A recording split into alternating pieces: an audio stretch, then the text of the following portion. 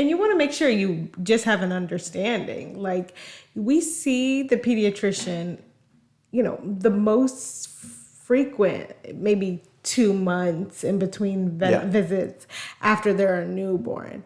So you won't be able to see them again to ask follow-up questions. So if you don't feel like what she told you makes you feel, okay, I'm reassured now. I get what I should be looking for. I understand what I should be doing now. Then stop the pediatrician and say, okay, should I be concerned about this now?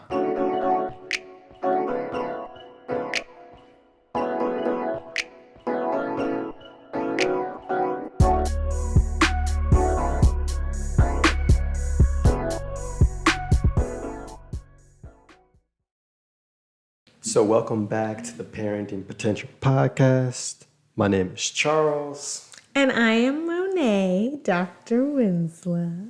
Dr. Winslow, which is very fitting for this episode because we're going to be getting into preparing for doctor visits, specifically with pediatricians, even specialists, right? Yeah. So where do we begin? So you, Charles, as someone who didn't necessarily go to the pediatrician very often growing up, I know since we've had Anaya and we go to pediatrician appointments and other doctor appointments fairly regularly, how has it been for you? And is there any advice you'd specifically give or insight from, lacking that experience at first to how you prepare and how you've pretty much really navigated and rocked it at these appointments? Yeah, I wouldn't say rocked it, but definitely better than before. So I think I'm very big on simplicity. I don't like complexity. So I would say at a bare minimum for any appointment, is writing down questions you might have for that said specialist or doctor or pediatrician. And it doesn't have to be these in-depth, intricate, complicated questions that you're trying to get answers to. It can be just basics as, how often should my newborn be sleeping, right? So the first step is figuring out, what do I want answers to? Just write that down. Mm-hmm. I did not do that in the beginning, and I would go in there winging it. And again, with these checkup appointments, specifically with pediatricians, they're quick and they're asking these questions and not asking the questions. And so you end up leaving there, if you don't prepare, asking yourself, was this even worth it? Outside of maybe getting the vaccinations and whatnot, this was kind of like, I could have did this over the phone outside of them checking and make sure everything's good. But start with writing down questions first. I think that's the bare minimum, and we can build from there. Mm-hmm. But the foundation is, what do you want to know? Yeah. Right? Keep going with this. I mean, hey, you go. You tell me from your perspective. I have a totally different perspective. All right. So Monet's taking off her parent role, and she's going to be the doctor in this episode, right? So I'll just continue taking on the parent role for both of us. Mm-hmm. What I've found is my wife would ask me specific questions after these visits that I didn't have the answers to because I didn't take time to write everything down, or follow up with the doctor once they answer my questions for clarification. So here's my next point. They talk fast. They know this stuff. They live and breathe this stuff. It's like second nature to them. It's not second nature to you. Therefore, always ask follow-up questions when you don't understand. It's a perfect example.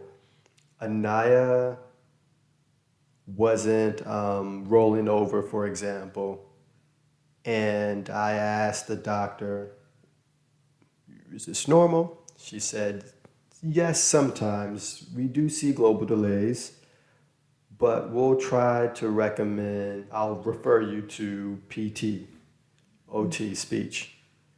I could have asked her whether she had the answer or not. First off, what are those? What does that look like? I mean, this is all new, right? Yeah. What does that consist of? What, what should I be doing? How do I prepare for this? Questions like that, because if they're just telling you something and you're pretending that you know, it's a disservice for you. For them, they just check off the box. I told you what I should have told you, and if you didn't ask any follow-up questions, then I guess you understand. So always ask questions, and don't feel like you are since you're being rushed, that you have to hold back. They're there to see you. I know they have time constraints, but as a parent, you have to make sure your most precious asset, your precious cargo, shout out to Grandpa Matthews, is being a priority, or is the priority during that time. So press. If something doesn't make sense, ask for them to tell you in layman's terms. So when your wife asks you, or your husband asks you specific questions, follow-up questions, you can actually answer them. Lesson learned, y'all. And you want to make sure you just have an understanding. Like, we see the pediatrician, the most frequent, maybe 2 months in between visits after they're a newborn. So you won't be able to see them again to ask follow-up questions. So if you don't feel like what she told you makes you feel, okay, I'm reassured now. I get what I should be looking for. I understand what I should be doing now. Then stop the pediatrician and say, okay, should I be concerned about this now? Should we start the therapies now? What should make me more alerted so I should reach back out to you, even if that means before our next appointment? Yeah. Make sure everything is squared away, not just to tell your spouse when you get back home, but so that you can say, when you leave that appointment, I know my child is on the right track, or if they're not, I know what I should be doing, what steps I should be following, etc., so that we feel more comfortable. You're the quarterback, and at the end of the day, you call the plays. The doctor is just one of the members to your team. So you are in control whether you believe so or not, because you're there, you're paying for the service, and they're obligated to give you the service. I would say what I learned is note-taking in a more efficient way. What do I mean by that is this. So as you know, if you've listened to any of these episodes, our daughter has Angelman syndrome. You can click the link in this description to learn more about it, angelman.org. But there's a lot of appointments that we had to attend, and some I had to attend on my own with Anaya. And so there's lots of things going on. And even if your child doesn't have a specific diagnosis or has special needs, as toddlers, they cry, they fuss. And so you're trying to juggle listening to the doctor, tending to your child. Nonetheless, it's important that when you are prepping for that specific appointment, you write your questions down, but you also want to have a section that talks about specific milestones, specific, highlights or specific details you want that doctor, specifically a pediatrician, for a wellness checkup to know, because they're going to ask you that. And I'll bring it over to Monet to talk about that specifically. But she kind of helped me with that, is you need to write these things down because they're going to ask you them, and you want to be able to quickly rattle off the key details that they need so that you can focus on what you want to get across too. Because there's two things happening from what I noticed is they need to check off a box, but you also need to check off a box. So you want to divide your notes into a couple of sections. So we're just going to talk about just a wellness visit, and what you want to know, have sections for is just concerns that you might have that you want to address with the pediatrician. You want to kind of have a section talking about, and I'm going to give this over to Monet because she's probably I'm saying it wrong, but the idea is you want to have sections in your notebook, whatever you decide to bring. Ideally, you should have like a notebook that addresses specific points from that visit. And you might not get it the first time, but what we're going to do today is actually walk you through that. But I want to kind of turn over to Monet really quickly to talk about that, but then I'll jump in and give my specifics because I feel like I'm going to step on your toes if I go further, because that's really what I learned over time is that framework you helped me understand from a doctor's perspective. So you mind if I just toss you the ball over there, popcorn? Of course, I'm ready. And I actually jotted stuff down because I wanted to make sure that I didn't overlook saying something. But definitely what you're saying, a doctor has an agenda for an appointment. And we are under time constraints, and I know parents feel it. But these well visits for your child are typically in 15-minute appointment windows, 30 at best, but that's rare to find. So it's not a lot of time. And when you think about it, a doctor has an agenda, a focused agenda for every visit on what they need to cover. And so like you said, they have a box to check.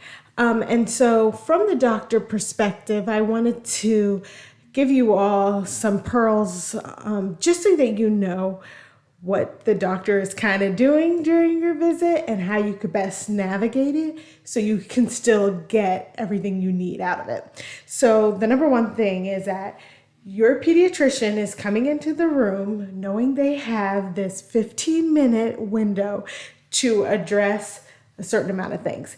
The biggest things that they want to cover in these child checks is development and concerns. And there are specifics like updates in terms of XYZ, but they will really typically start an appointment saying, well, what concerns do you have today? And so this is your time to, again, if you've jotted down everything and come prepared to your visit, you should be able to very quickly and concisely tell your doctor, hey, I'm concerned about this today, and I want those to be addressed at this appointment. So that's number one. Knowing that they have an agenda, they'll be going through that. They also, at every visit, do what we call development surveillance. So they will cursory just kind of ask you some questions to make sure your child is on track with their age-specific development. So especially at the younger visits for the little kids, it'll be, are they developing appropriately in speech, their motor skills, etc. And again, you being prepared and already knowing, my child, I am concerned about their speech development, and here's why. I feel so good about their gross motor skills because they're doing this, and that. Just being prepared for that because your pediatrician will want to address that.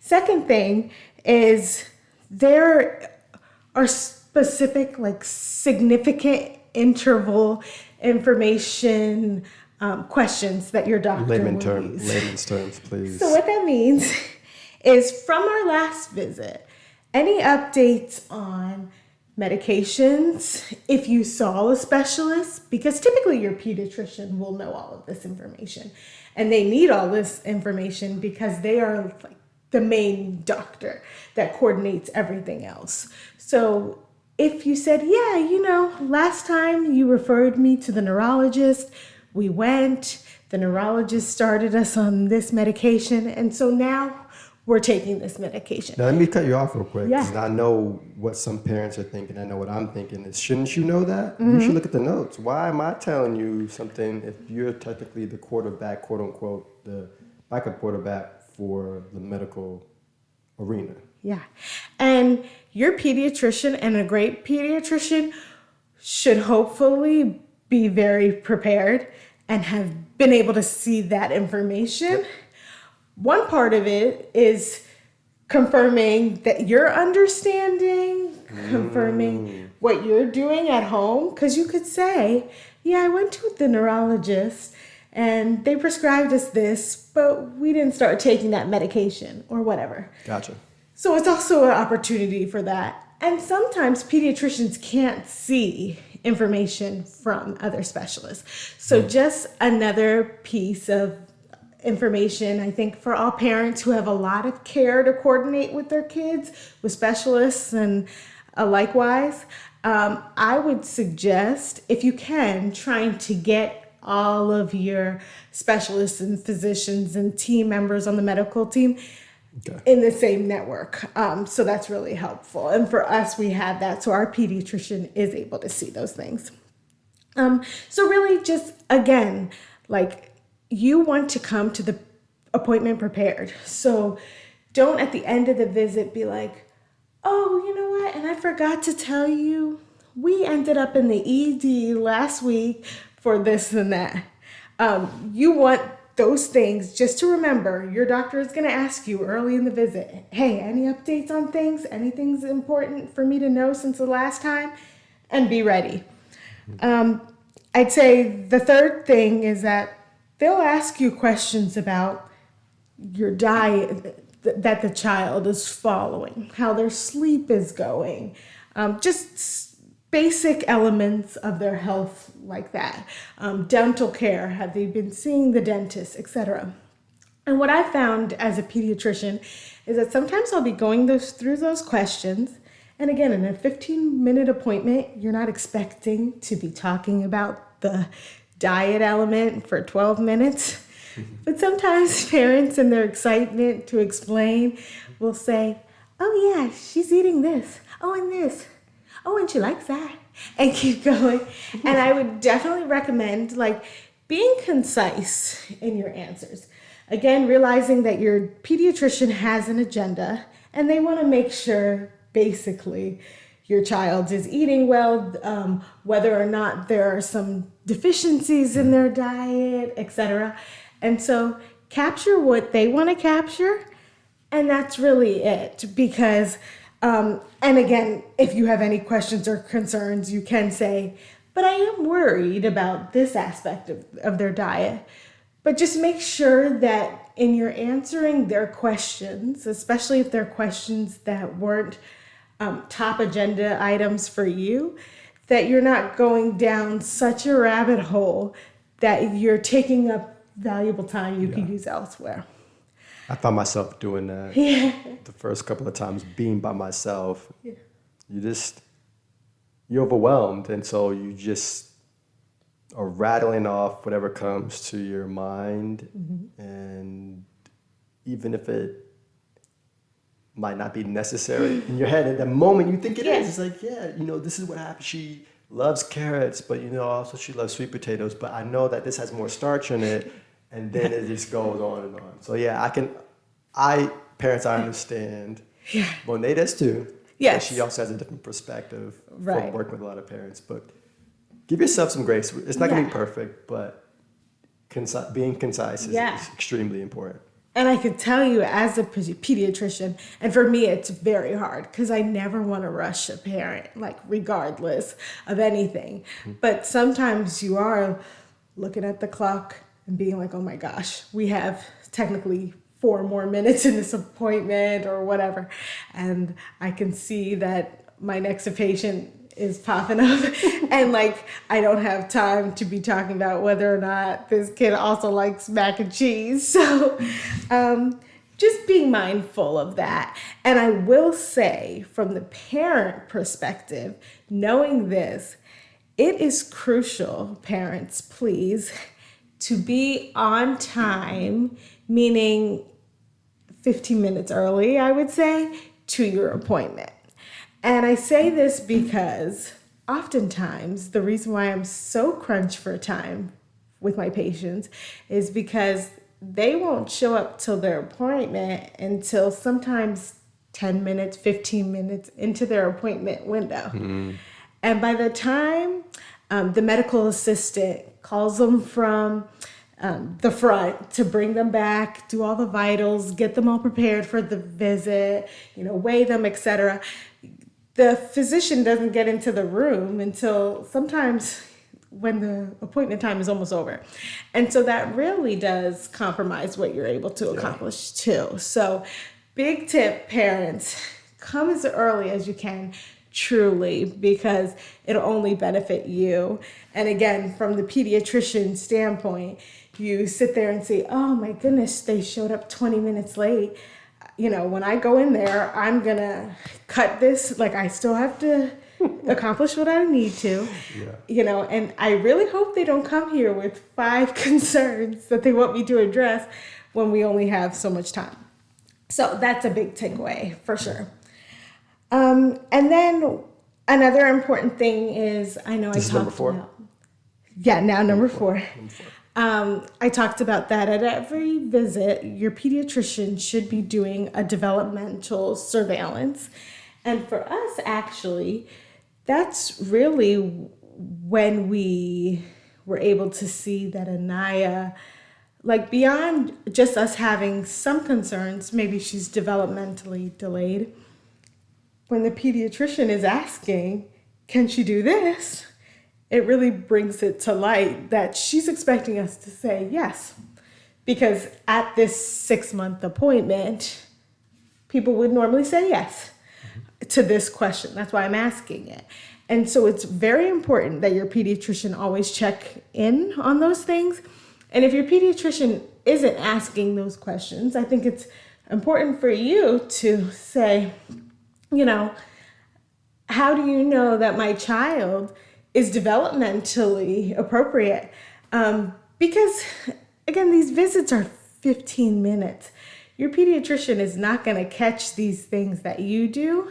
And that's why it's so important, parents, for you to be transparent and to tell your pediatrician your concerns. In all fairness, too, you might have people who have multiple kids and just know based upon their other kids that this kid's, like I know I speak to fathers or parents who have kids with Angelman syndrome, but they also had kids prior to that individual, so they knew something was wrong early on, and they caught the diagnosis way earlier than most people would. So for the new parents out there who's your first child, this is really important. It's important for all kids, but definitely for if you have no gauge. Right, because you might not catch it's a concern. Exactly. But yeah, if you mention it to your pediatrician and your pediatrician says, oh, I'd expect them to be doing this. And it doesn't necessarily mean that, oh goodness, now there's something wrong. But it is something to have surveillance over and to know, okay, there's a spectrum of how all skills are developed. And we're not saying that the day they turn 6 months old, they should be able to do these 10 things. But it is something for you to go, okay. I mean, if they're still not doing it by their 9-month appointment, that's a whole different story. And then there's certain appointments that not only have the basic developmental surveillance where they're just asking, can they do this, that, okay. But there are specific developmental screening visits. 9 months of age is one of the first where there's a more standardized form you need to fill out exactly where they are. And this is to catch, as early as possible, delay concerns. And that is when we actually started getting our referrals and plugging Anaya into services based on her 9-month appointment that alerted us when we actually filled out this screening. And so those are very important and important visits to attend. And I think in general, all pediatrician appointments and well visits are important to go to. But parents, I think realizing sometimes parents will feel, and I totally understand, oh, we have appointments all the time, especially when children are younger and they're more frequent than just annually, that it's okay if we miss this visit, or like there's no shots at this visit, so we just won't go. But realize there are important things that the American Academy of Pediatrics recommends that pediatricians follow up on, screen, inform parents of at every single visit, in addition to if there are necessary vaccinations or any other tests or labs.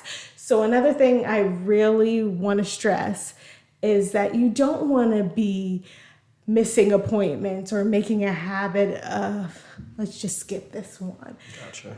Even if you're not into getting the shots, and so you might feel they're healthy, they're fine, I don't need to go. But please do, because that's an important one too. Anything else you want to say, Charles, before I actually want to just impart a few last words incorporating not only my pediatrician knowledge, but how it basically meshes with my parenting? Because I do have some tidbits I want to share that basically marries the two. No, I think if you really could quickly and being concise, give those steps in short sentences for those people who are taking notes and want to just quickly jot them down. If you can go through the six again. Or was it? No. Oh, and you know what? There's a fifth one that really isn't much to say, but at every visit, your pediatrician will, of course, do a physical exam. You don't want to leave an appointment without your pediatrician touching your child. That is crucial. And if your pediatrician is not laying hands on your child to examine them, it's time to find another pediatrician. But I say that because if there are any physical concerns you ever have, again, be prepared to alert that to your pediatrician beforehand. Because I know there's been times where you've come back home from an appointment and been like, oh, shoot, I forgot to ask her about that bump we found. Every time. Every time. And I'm getting better. So again, I'm not sitting here saying I'm the best note taker. I still prefer Monet to do it, but it's important for me to learn to take our daughter and now another daughter that's coming soon to the appointments on my own and being independent. And when I say it like that, I feel like a little kid. But no, it's uncomfortable for me to do the medical things or the medical appointments, but I understand that it's my job. Yeah. And so I'm getting better. I'll keep y'all abreast on how I progress along, but nonetheless, it's important to be as best prepared as possible. And knowing that you're not gonna be perfect, you might make mistakes, you might miss something, but you get better and better each time. Yes. If you can go to those 5 real quick and then go to your parting knowledge and sharing both perspectives. Yeah. So from the doctor perspective, number one, your doctor is coming to the appointment with a focused agenda. And oftentimes what they want to get accomplished is knowing what the concerns are at today's visit and the developmentally appropriate or relevant aspects often dictated by our American Academy of Pediatrics of what should be happening and addressed at this age, 9 months, for example.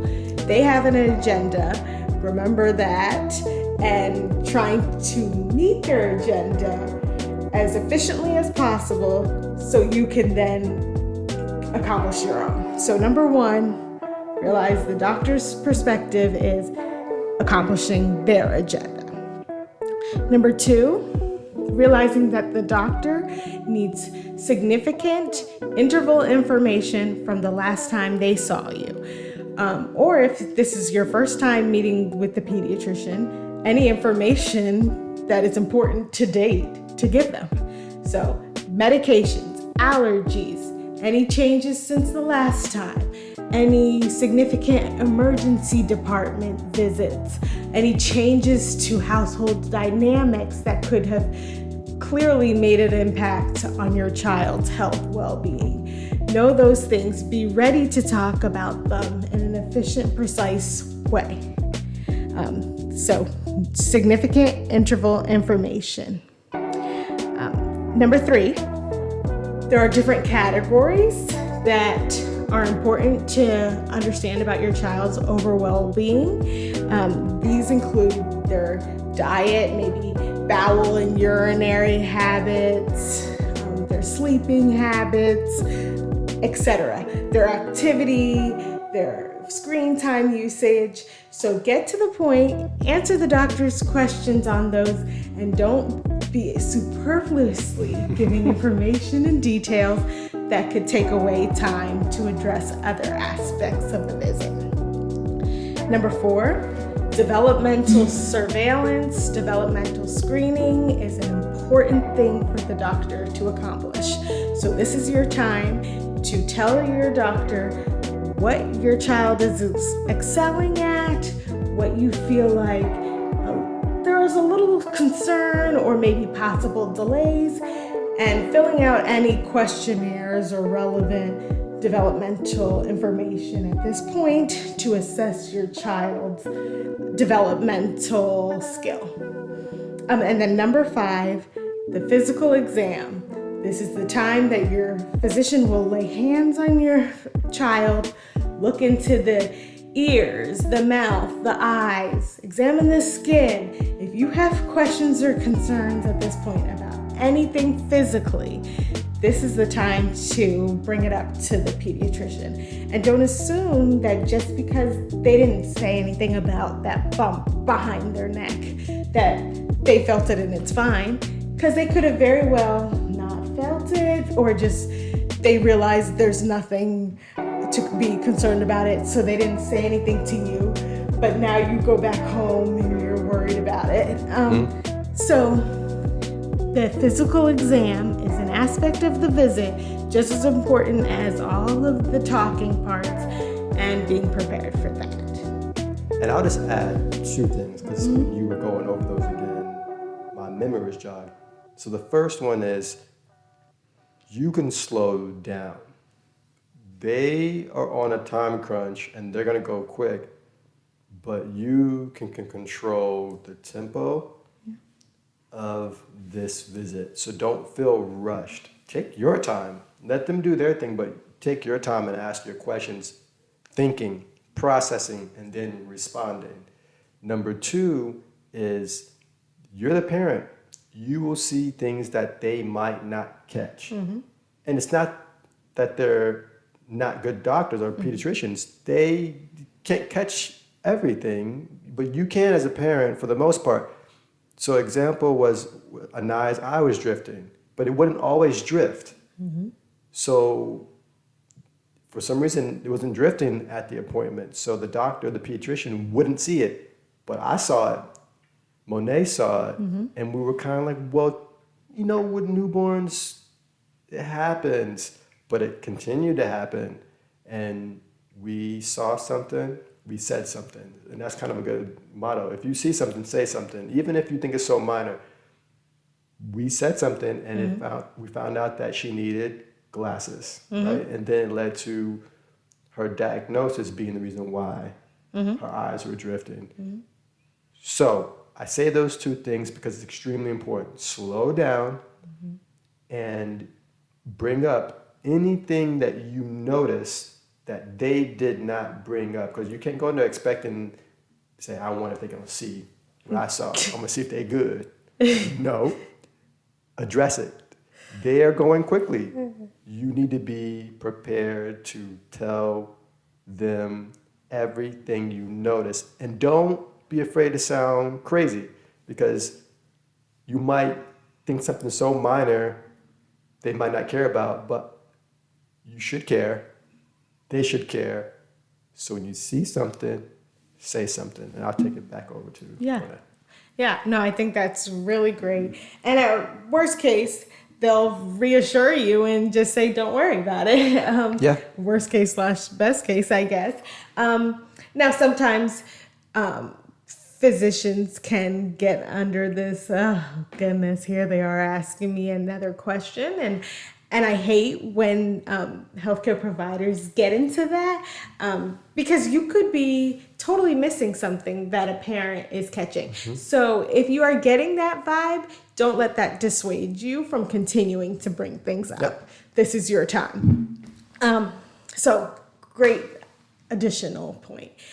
So my 5 points, just being a physician, but also being a mom, what I feel like is important to impart. I touched on the first one earlier, but being on time to your appointment is number one. If you're not on time, everything we discussed that you should be able to do and that you can get out of your appointment will be compromised because there's a lack of time to address it. And also, your physician may be a little irritated and frustrated and kind of take it out on you in a way, so to speak, in that appointment by rushing you further, etc. So being on time is number one big point. Number two, really organize all your questions, your concerns, any updates, have them written down with your specific questions so you're prepared. The worst thing is you have so many things that you know you want to say and ask. You get into the room, the physician comes in, is like, okay, how are things going, etc. And you're there like, I know there was something I wanted. And it flusters you. The whole appointment, you're like, oh, it's going to come to me. And it's not until you leave the appointment that you're like, that's what I was going to ask. So just the weeks leading up, even just the days leading up to your appointment, Charles and I used to keep lists in our phone, a running list of oh yeah, let's ask her this when we go to our appointment. And just having that all written out will be really helpful for you. Number 3, being aware of the age-appropriate norms and milestones that your child should have at this stage of life, and having an understanding of where your child actually is. So if you're coming to the 6-month appointment feeling like, oh, it's normal that my child is not rolling over or not sitting up, you're coming at a totally different lens than if you come to that 6-month appointment and say, I know developmentally they probably should be doing this. And there are a lot of resources and apps, and we can actually link a couple in this video, that you can get yourself familiar with and keep track of how your child is doing developmentally with where they're at. So when you come to the appointment, you already know, and it's not your pediatrician who's catching, oh, they're not sitting up independently? I'm a little concerned about that. You should know coming into your appointment, oh, I know this is something they're expected to have, and I've noticed they don't have it. So being mindful of where they should be at in that visit already when you get there, so there's no surprises. Yep. Number 4, get referred ASAP if that is something relevant to your child. And what I mean is, it's never too early if a concern is brought up to get a referral to a specific specialist for your child. Because especially now in the age of, COVID and just more utilization of medical resources, wait lists are common. And so sometimes you might get a referral and not be able to go in to see a specialist for 6 months. And if you wait until later to even get the referral, you're waiting 6 months from then. And I am so grateful that our pediatrician is so awesome and told us as soon as our concerns were brought up, let's just get these referrals in. You can't start too early with the therapies, so let's just do it. And so if your pediatrician is not on that wavelength and doesn't suggest it or says, let's hold off, speak up and say, no, could we just have the referral now? And worst case, we just won't go yet. Or if there is a wait list, then by the time we get off of it, maybe at that time, it will be even more appropriate to go. But definitely push for those things and those resources, because you don't want to miss out on a critical moment for your developing child. And then number 5, collect whatever resources you can from your pediatrician. A lot of pediatricians at the end of your appointments will give you an after visit summary. So a printout of what was addressed at that visit, your child's vitals, if there were any specific issues that were addressed, and sometimes some literature on what was talked about. So if your child had an ear infection, they'll talk about the ways to address ear infections, treat them, when you should be more concerned, etc. And then if just at a regular well child appointment, normally you'll have, this is the 9-month visit. These are all the important things to keep in mind for 9 months. This is where they should be by 12 months when you come back for your next appointment. So like you have some good reading material and you feel that when you leave your appointment, you're not having to remember everything or just look at your own notes, but you have good, solid evidence of what was discussed and resources that are researched and backed up and provided by your pediatrician to really help you. So those are my parting tips, and I hope that's all really helpful. I know this was a longer discussion today, but we want you all to feel very empowered when you're going to your visits. We know they can be a lot, and we want you to get the most out of them, because everybody and your medical team should be really servicing you and your child. And so you want to be able to best navigate these appointments so that can become a reality. Yeah, and I would just add that in the sphere of reaching your potential as a parent, in the sense of attending these visits for your child, with your child, you are the customer. You have more power than you think, but you have to be an advocate. So with that said, you might feel flustered, overwhelmed, that you're being rushed, but slow it down, prepare beforehand, and come ready to get those questions answered. And no questions is a silly question, because this is your child. Mm-hmm. This is your precious cargo, as Grandpa Matthew says. Yes. Precious cargo. Do whatever it takes to get them what they need. That's the idea behind reaching your potential as a parent, is being the best you can be, and it starts with you. It starts with being uncomfortable. It starts with preparation. That's it. Absolutely. So we thank you for listening to this podcast. Bless you. She's really trying to bless you. We appreciate you. We love you. We hope you got something out of this. I think we might need to make a one-pager or something for those individuals who are visual, to be able to have something tangible they can print out and take with them or just review beforehand. But again, share this with anyone you feel could benefit from it.